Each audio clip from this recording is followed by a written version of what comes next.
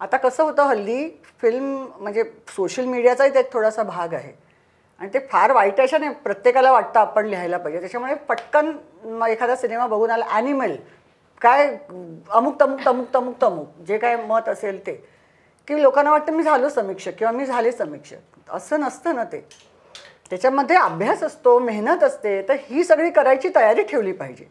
आणि मग तुम्ही मग आता काय हल्ली तर तुम्हाला मॅगझिनची गरज नाही, तुम्ही ब्लॉग सुरू करू शकता तुमचा म्हणजे लिहायचं असेल तर. मग तो कुठेतरी एक 4 ब्लॉग्स मी लिहिले आणि मग मी कुणाला तरी विचारलं की I have been writing this, मी हे लिहितेय, तुम्हाला तुमच्याकडे लिहू का, चालेल का? तर तुला काहीतरी दाखवायला असतं ना मी काय लिहिलंय ते.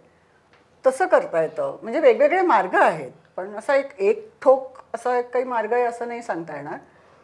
जसे इतर कार्यक्षेत्र जे आहेत किंवा इतर करिअर आपण ज्याला म्हणूया, तसं समीक्षक किंवा रायटरसाठी म्हणून फुल फ्लेज करिअर खरंच असू शकतं का? आणि असेल तर कुठल्या फॉर्मॅटमध्ये? आणि नसेल तर फक्त आनंद म्हणूनच हे करिअर करावं का?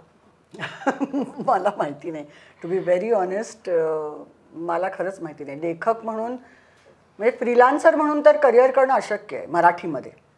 ह्याचं कारण मराठीमध्ये इतके कमी पैसे मिळतात आपल्याला की अर्थात जी मुलं त्यांच्या करिअरच्या पहिल्या टप्प्याला असं काही करू बघत असतील त्यांना डेफिनेटली फायनान्शियल शेवटी एक्झॅक्टली अर्थातच काय करणार. बरोबर आहे. त्याच्यामुळे नोकरी करूनच ते करावं असं मला वाटतं, सुरुवातीला तरी करावं, जोपर्यंत खूप मोठं नाव होत नाही किंवा मी आनंदासाठी करू शकते ह्या परिस्थितीपर्यंत तुम्ही पोहोचत नाही. मी आता इतक्या उशिरा आयुष्याच्या इतकी वर्ष ह्याच्यात घालवल्यानंतर सुरुवातीला मी नोकरी केली. मी म्हणजे काय ऍक्च्युली येणारच होते त्या प्रश्नाकडे की आता आनंदासाठी म्हणून ठीक आहे ना, मी करू शकते आता. हे सुरुवातीच्या काळात केलेल्या स्ट्रगलचा हा रिझल्ट. एक्झॅक्टली सुरुवातीच्या काळात केलेल्या स्ट्रगलचा, घेतलेल्या मेहनतीचा, त्या परिश्रमांचा, त्याचा सगळ्याचा परिपाक म्हणून मी आता गेली काही वर्ष असं म्हणू शकते, गेली 10-15 वर्ष मी नोकरी करत नाही आहे कुठे.